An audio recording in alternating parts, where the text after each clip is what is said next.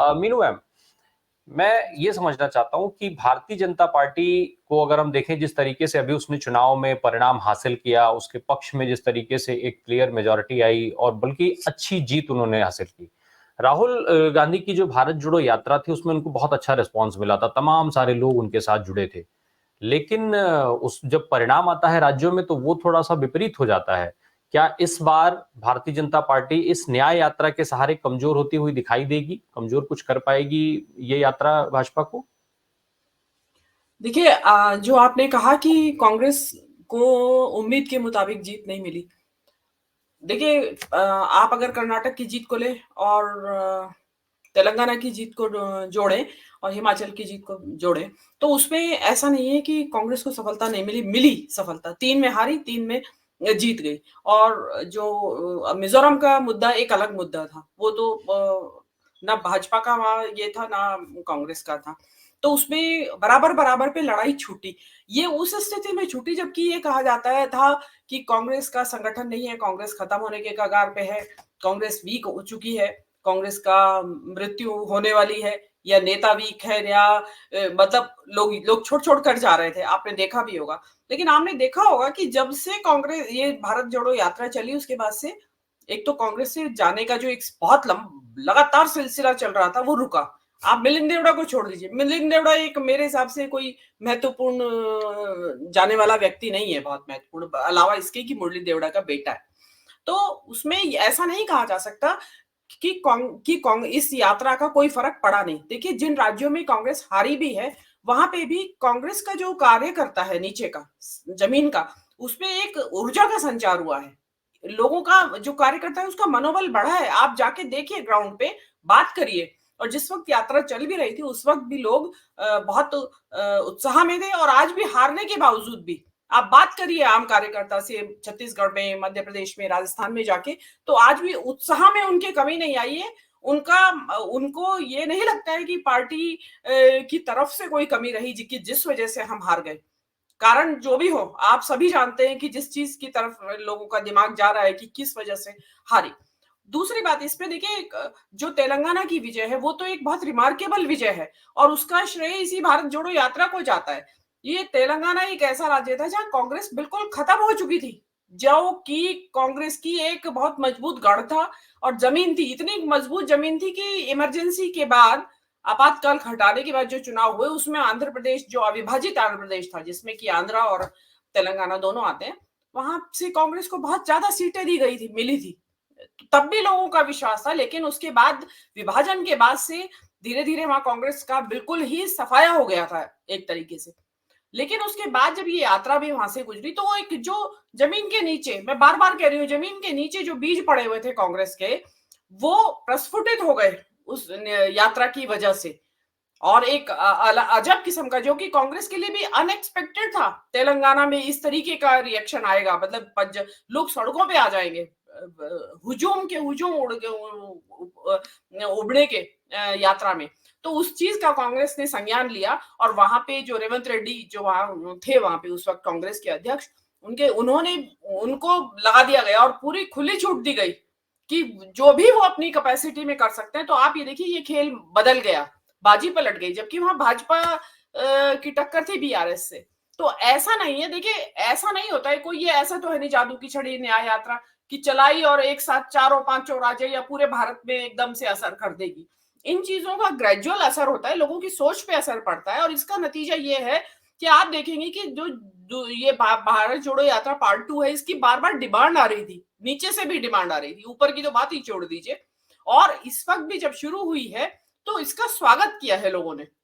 लोगों को ये उम्मीद है कि इससे कुछ, जो ये माहौल बन चुका है इस टाइम देश में, उसको एक बदलने में, या उससे उस लोगों को ये समझाने में कि आपके बुनियादी मुद्दे कहाँ हैं, आप कहाँ भटक रहे हैं, उसमें ये यात्रा सक्षम साबित होगी। और दूसरी बात जिसका आपने एक इशारा अपने वक्तव्य में भी दिया, प्रस्तावना में, कि इस वक्त जिस तरीके का नैरेटिव देश में चलाया जा रहा है उसके एक काउंटर नैरेटिव की सख्त जरूरत थी।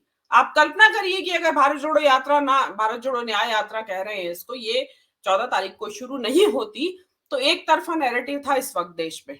अगर कल्पना करिए आप ये डिस्कस ही ना कर रहे होते मुद्दा, इट मीन्स एक जो इस काउंटर नैरेटिव की जरूरत थी वो शुरू हुआ है, और जनता को सोचने का को बाध्य किया करेगी ये भारत यात्रा, क्योंकि 22 तारीख तक ज्यादा खुमार रहेगा जो भी जनता के अंदर होगा। तो उसके बाद जब खत्म हो जाती है, एक होता है ना उभार आता है, किसी चीज का उफान आता है, दूध भी उबल के एक बार फिर बैठ ही जाता है, तो वो वाली स्थिति है। और ये मेरे ख्याल से जो राम मंदिर को लेके भाजपा ने आज तक जितनी भी फसल काटी है उसका ये क्रेसेंडो है, ये लास्ट पॉइंट है ये। इसके बाद डेफिनेटली बैठेगा और जनता मुद्दों पे आएगी। और वो देखिए बार बार कहा जा रहा था कि भाई मुद्दे तो हैं जनता के बुनियादी, लेकिन उनको बताने वाला कोई नहीं, जगाने वाली कोई नहीं, विपक्ष जा कहा रहा है। तो अभी फिर सड़कों पे उतरे हैं। अब देखिए जो लोहिया जी के शब्दों में कि सड़कें गर्म कर रहे हैं, तो उसका डेफिनेटली प्रभाव निकलेगा। और जो जानकार शुरू से कहते रहे कि इस देश के अंदर पद यात्राएं हमेशा से सकारात्मक फल देने वाली रही हैं, तो ये भी मुझे ऐसा लगता है कि डेफिनेटली इसका न केवल कांग्रेस, पूरे विपक्ष को फायदा मिलेगा। जी मीनू मैम, एक जो तस्वीर अभी शशि सर ने दिखाई जिस तरीके की माहौल की, पुलवामा की जिस घटना का जिक्र आया, पुलवामा के बाद देखा गया था कि वो जो घटना थी उसके बाद एक सेंटीमेंट पूरी तरीके से भाजपा के साथ जुड़ा था, और उसका नतीजा जो हुआ था वो हम सब देख चुके हैं, जो परिणाम आए भाजपा के फेवर में। सत्यपाल मलिक ने बड़ी जोर शोर से इस बात को उठाया कि क्या कुछ हुआ पुलवामा, कैसे कैसे इस घटना को अंजाम दिया गया, कैसे आवाज दबा करके और इसका राजनीतिक लाभ लिया गया। इसके बावजूद भी जब परिणाम आते हैं राज्यों के तो वो भाजपा के फेवर में आते हैं। अब क्या ये माना जाए कि इस बार भारतीय जनता पार्टी का जो ये एजेंडा है राम के नाम को लेकर के, क्या विपक्ष इतना सक्षम दिख रहा है, चाहे वो कांग्रेस पार्टी की हम बात कर लें या किसी अन्य दल की बात कर लें या फिर समूचे इंडिया गठबंधन की बात कर लें, इतना सक्षम दिख रहा है कि इस माहौल का जो एक्चुअल संदेश है वो लोगों को समझा पाए, और इस क्रम में जो राहुल गांधी की ये न्याय यात्रा है वो कितना महत्वपूर्ण है? जी देखिए राम प्रकाश जी, भाजपा जो है एक्चुअली तो धर्म के मुद्दे पे ही सत्ता में आई है। दो सीट से आज जो पहुंची है, वो उसके मूल में धर्म की राजनीति है या संप्रदायवाद की राजनीति ही है। तो अल्टीमेटली वो 2019 में उसमें पुलवामा भी लगा लीजिए, बाकी के और झूठ सच छल फरेब भी लगा लीजिए, उसके बावजूद भी 37% से आगे नहीं बढ़ पाया मतदाता का जो वोटर उनका था।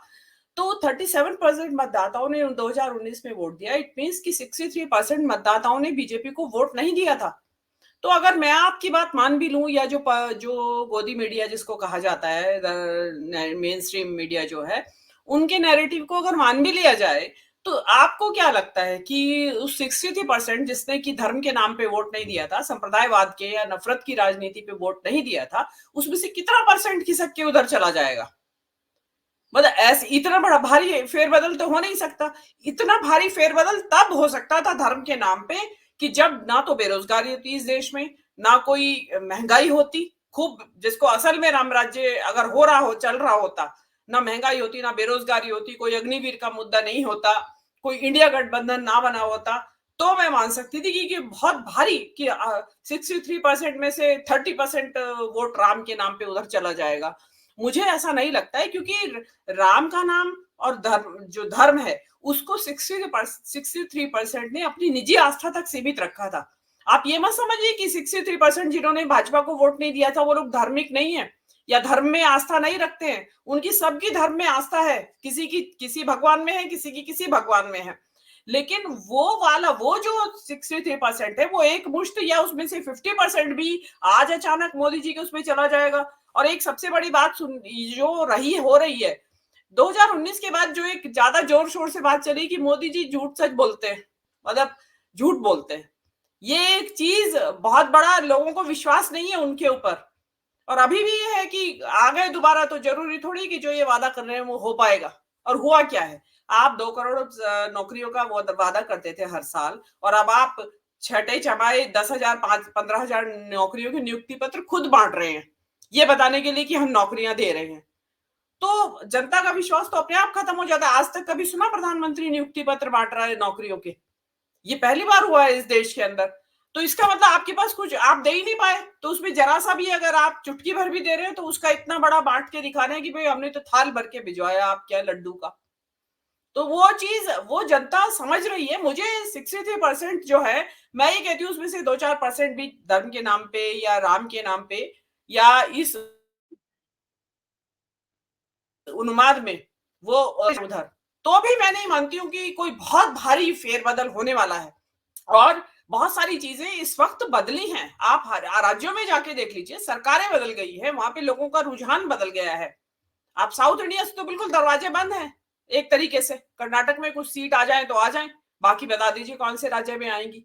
पंजाब में स्थिति खराब है, पश्चिम बंगाल देख लीजिए, महाराष्ट्र देख लीजिए आप, बहुत सारे ऐसे राज्य हैं कि जिनमें कि बिहार देख लीजिए, आप ये देखिए कि उनमें स्थिति खराब है। आप हरियाणा में देख लीजिए, किसान वाले मुद्दे पे सरकार गिरने की तैयारी हो रही थी।